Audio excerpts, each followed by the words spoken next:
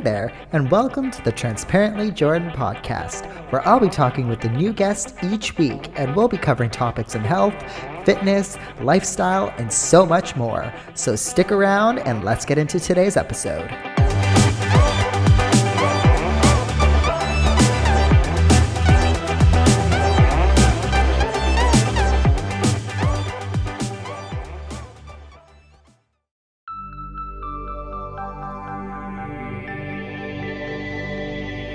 This is Radiant Voices Media. What is going on, everybody, and welcome to another episode and a brand new year. Happy New Year, everybody. Hope you all have had a wonderful couple of days of 2025.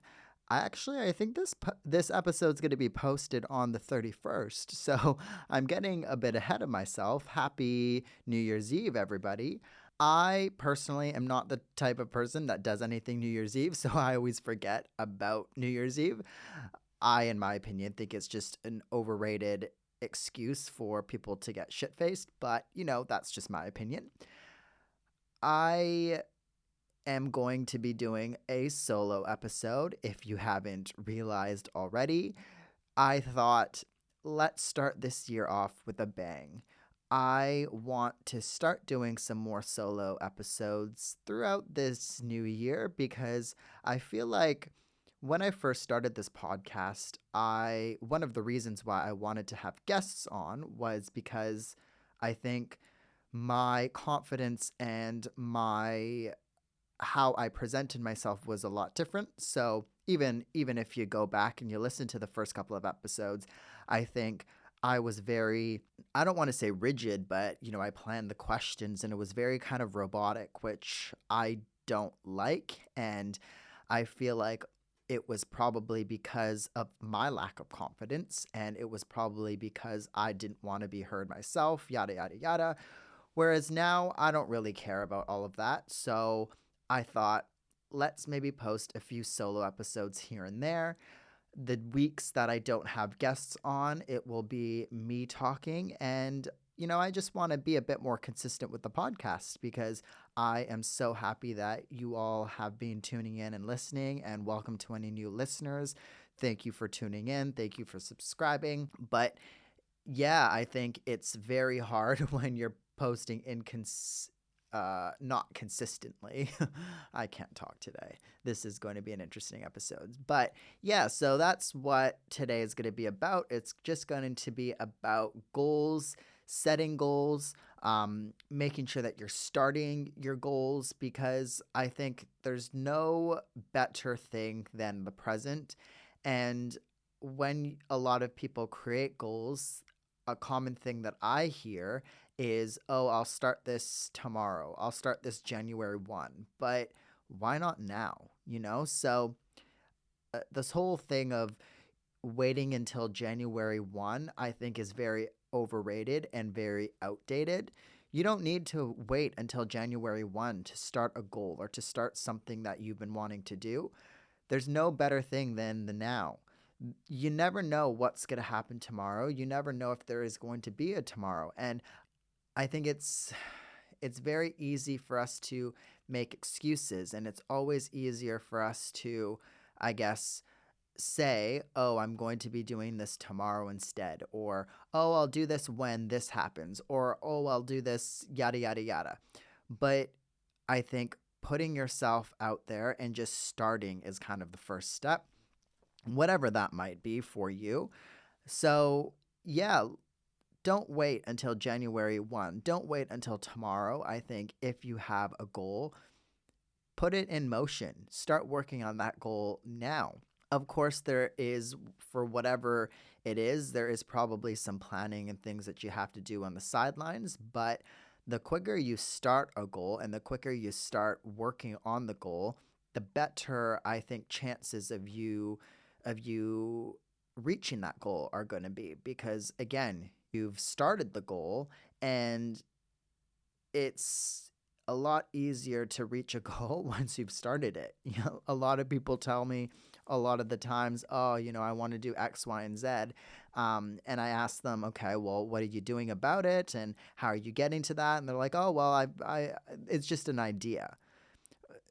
If there were, everybody has ideas out there, like there wouldn't be any innovation, or there wouldn't be any products in this world if people just kept ideas to themselves. So start it, who cares if you fail? I think this fear of failure, we've talked about it in the past in many episodes, is such a common thing. And you kind of have to be okay with failure. You kind of have to step kind of over different obstacles, and you kind of have to be okay to have failure in the back of your mind. I know you don't always want to think about the negatives, but you have to be realistic sometimes. And I think if you are just stuck with the failure, and if you are just stuck, in a way of you not doing something because of this fear of failure, then you're not going to do it. So, you have to find the balance between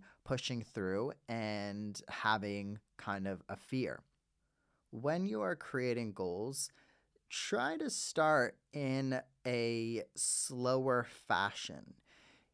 I personally create 6-month goals. This is what I'd like to do by July. This is what I'd like to do by December, the end of the year. I personally think back to 12 months ago, this time last year, and I was in such a different place of my life than I am now.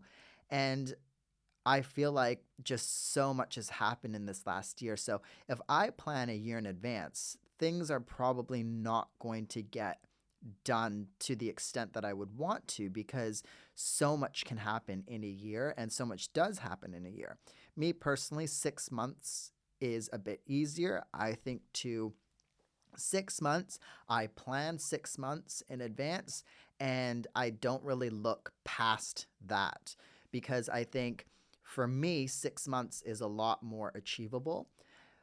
If it's 3 months for you, if it's 1 month, if it's a week, do what works for you. For me, it's 6 months. For example, in 6 months, I want to have submitted my journal. So I am currently writing a journal. I'm doing kind of, those self-help kind of journals, or whatever you call them. I've journaled numerous times in the past myself, and I've bought and purchased so many journals in the past, and I am trying to make a journal that kind of compiles of all of the things that I like out of the journals that I've done in the past. Because there's always something that I like, there's always something that I don't like, there's always things that I use and that I don't use in the journal. So I'm writing this journal, I'm kind of making it from scratch, and I've been doing it for the last 6 months as well. And I think, again, I started this 6 months ago in July, and July till now, my plan was to have half of it written, which it's done. And now until next July, I want to have it all written and it's submitted to kind of the distributors or the publishers that I'm speaking with. So, that's a 6-month goal for me. I want to work on this podcast. I want to, I guess, in my fitness or health kind of goals, I plan my marathons kind of 6 months in advance. So in July, I am running the Gold Coast Marathon. And then in December of next year, I am running Hawaii. So I give myself a good 6 months.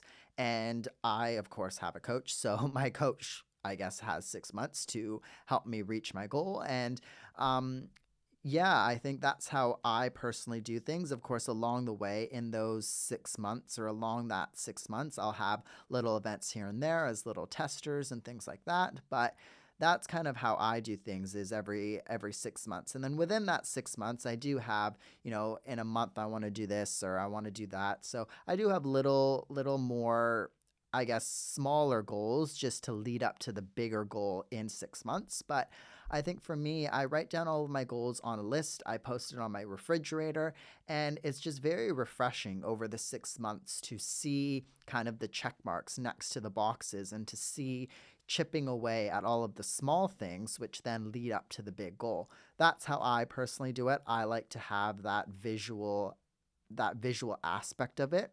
You don't need to do that. You can do however you want, but I think people that are listening to this podcast are probably very ambitious people. I have had a lot of ambitious people on this podcast and a lot of successful people on this podcast, which is why probably you guys are listening to this. So I think if you are an ambitious person, if you are wanting to strive for better and to, achieve your goals, then you kind of have to goal set and you kind of have to see the plan and see how you're going to get from A to Y to Z. A lot of the times we all start something and we have no idea what we're doing. I myself, when I first started this podcast, when did I start it? 5 years ago now. I had no clue what I was doing. I still made little goals, but you kind of learn along the way. And I think that that is not something to be afraid of. And you don't need to, I guess, not set a goal because you don't exactly know what you're doing. You just might need to modify those goals along the way. When I was creating this podcast, I think I was very ambitious. I wanted to do X, Y, and Z. And a lot of the times, things just weren't doable. Logistically, it just wasn't. You weren't able to do that, or I wasn't able to do that. So I had to modify those goals. And that's all right. I still got to the end goal, but that 6 month goal might have been a year goal. And then I made a new 6 month goal, which was maybe a smaller step to get to that new 12-month goal. You know what I mean? So I think don't be afraid to modify the plan. It's not a failure if you need to modify. It's not a failure if you need to extend a goal or extend kind of the plan. It's it's just you being realistic. And I think that's very important as well with goal setting and with you trying to reach your goals and reach success. It's making sure that you are okay with modifying the plan and realizing that the plan isn't always a straight line. There's bounces and curves and things that you need to overcome to reach this end goal. I had to overcome a lot with this podcast, with the journal that I'm writing, with everything really. I'm a physiotherapist, so I work clinically as well. I train for marathons, triathlon. I have a lot going on, and that's not to say that I can't do it, but it's about making priorities. And I think for me, having goals really helps me with all aspects because I can focus on, the triathlon, the marathon, the my work. I can focus on this podcast all at once because I see kind of the goals and I see what I need to do, and it just helps me plan a little bit better. A very common thing that I always get asked is how do I fit it all in? And again, I think it's just planning accordingly, prioritizing what's important to me, and getting it done. There's always ways to fit things in the day. And I think it's very common for people to think, oh, you have so much going on. Do you have a social life? Yeah, I see my friends all the time. We all work, we all have busy schedules. And when we can, we get together, we go for walks, we go for dinners. I see my friends quite regularly, and it's because I make the time to see my friends. I might ask them if we can meet at 2 or 3 p.m. for an afternoon walk because I know that all morning I'm going to be training, I'm going to be cooking, I'm going to be going to the shops and getting all my life admin stuff done. And then, I'll have a couple hours free before I do everything that I need to do at the end of the day. So I think if you set your priorities in motion, you kind of can fit in whatever you want, right?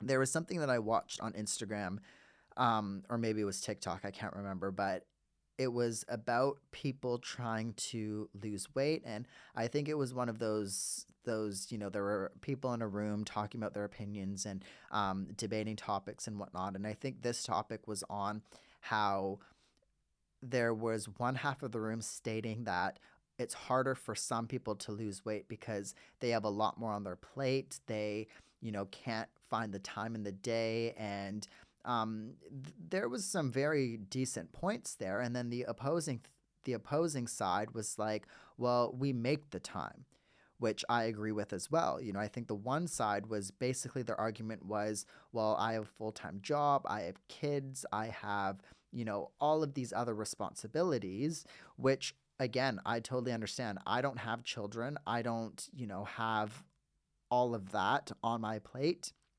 But the other side of the room was probably the side that I aligned with a little bit more. Their main argument was, well, we're still busy as well. We still have jobs, we still have responsibilities, different responsibilities. But, we wake up at 4 a.m. to go to the gym before our 12-hour shift. And then, we get home and we cook, we do our night routine, and then we do it all over again. Their whole argument was they make the time to lose weight, or they make the time, sorry, to be active and to get out there and go to the gym and yada yada yada. The other side of the room basically bounced back and was like, well, no, you can't, we can't do that. We can't, we're too busy, blah blah blah blah blah. Again, I think personally, if you have your priorities straight, you can always make the time to do what you want. You know, I sometimes, I shouldn't say sometimes, I a lot of the times am sitting on the couch watching Netflix or playing Hogwarts Legacy. And that's because that is my priority at that time. I need to de stress and I need to relax. I have a very busy schedule. I am in a lot of both physical stress and then as a healthcare worker, sometimes emotional stress as well. And so a lot of the times on the weekends, for example, I sit on the couch and do absolutely nothing for a couple of hours. And that's totally fine with me because that's a priority for me is to recharge and to rest. So priorities is very important. And I think we often forget about priorities and about setting priorities. And we often make a lot of excuses. It goes back to the beginning is it's always easier to make excuses than it is to work on yourself and work on a goal. I understand that. I, for many years, was the type that made X, Y, and Z. I made so many excuses. And it wasn't until I started really focusing on myself, reflecting on myself, and how I present myself that I started to, I think, work on my shit a little bit more. So, yeah, again, it's very easy to get stuck in this little slump, but once you do it, you will. If you wait until tomorrow, I think you'll never start. There's always ways to talk yourself out of something, and I think if you just put yourself out there and if you just do something and make the jump, then it's a lot easier to just continue with it because I think starting is always the most scary thing, really. I want to move on to this whole concept of the tall poppy syndrome because this was another thing that I saw online the other day. I think it was TikTok. Some creator made a video on tall poppy syndrome. I think that's what it's called, but it brought a very interesting thing to me. And I think this creator, I can't remember what the creator's ats were, but I've seen a couple videos on this topic on how in Australia it is very common for people that create content or put themselves out there online to get made fun of and kind of from their peers or from strangers just just get blown up. It's very odd to me because back home in Vancouver where I'm from, working online is very common. Being a creator is very common and it's getting more and more common. Um, I was in LA for a long time as well, and LA is, of course, LA. It's the exact same thing. And ever since that I came to Australia, I kind of noticed that as well. Of course, back home in Canada, I was a blogger. I had the Vegan Vans blog for all of you OG listeners. I, of course, sold that all before I came here to Australia. And I never really had an issue of being a blogger and working online and, making posts and this and that because nobody ever really made fun of me that much. I'm sure they did behind my back, and I'm sure there were people out there that were like, what the fuck is he doing? But I think for the most part, it was all good. Here in Australia, it is not like that at all. I remember when I first started this podcast, I was so quiet about it. I didn't want anybody at uni to know about it because I didn't want to get made fun of. And it was very, very different for me not being loud and not putting myself out there or trying to put myself out there. Um, Again, I don't know what the culture or why this culture is like that here in Australia. I think I do know that Australia compared to, Canada, for example, is very conservative.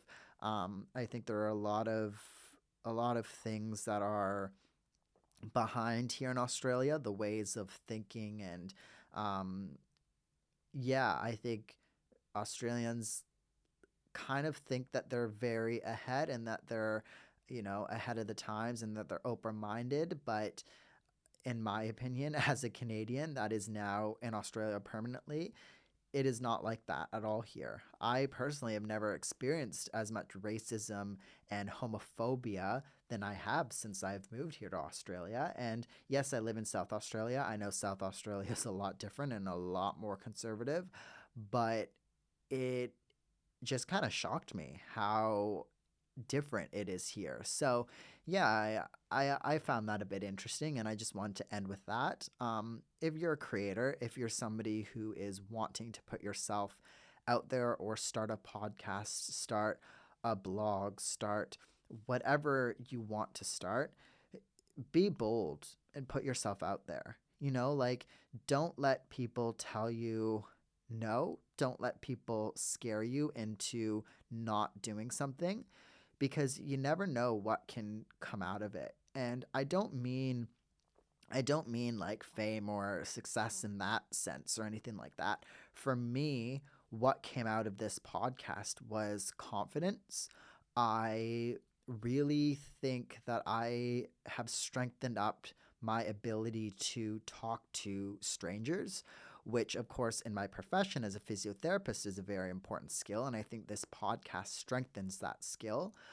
I have met some amazing people through this podcast, and I think that also adds to my confidence, but it also adds to my knowledge. You know, every person that I like to have on this podcast and that I've had on this podcast, I've taken away plenty myself away from talking with these people. So, I think little things like that, if you don't put yourself out there and you don't start something, then nothing's going to come out of it, of course. And it's always scary to start something. And it's always easy to tell yourself, no, I can't do this. Or what if this happens? What if that happens? What if I get made fun of? Who cares?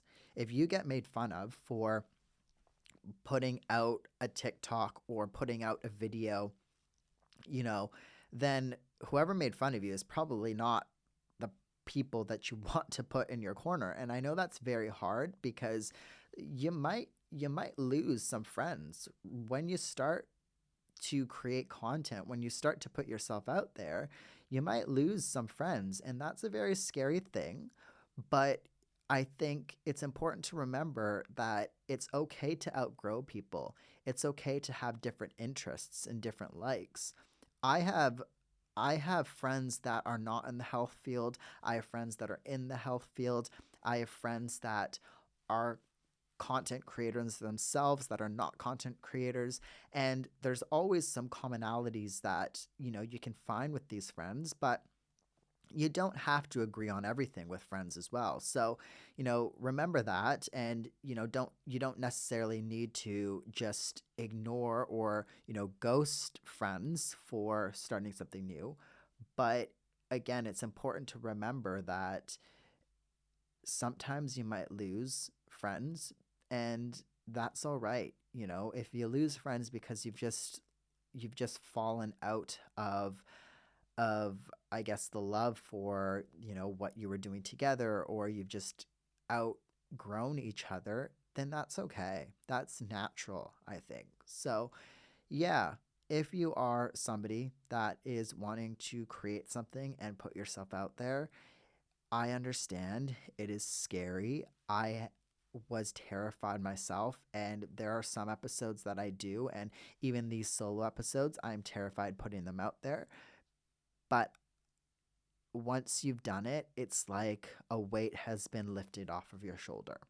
So, yeah, that is it for me today, you guys. 20 minutes of me babbling away. Hopefully, it wasn't too boring. But yeah, thank you all for listening. I will talk to you all in the next episode.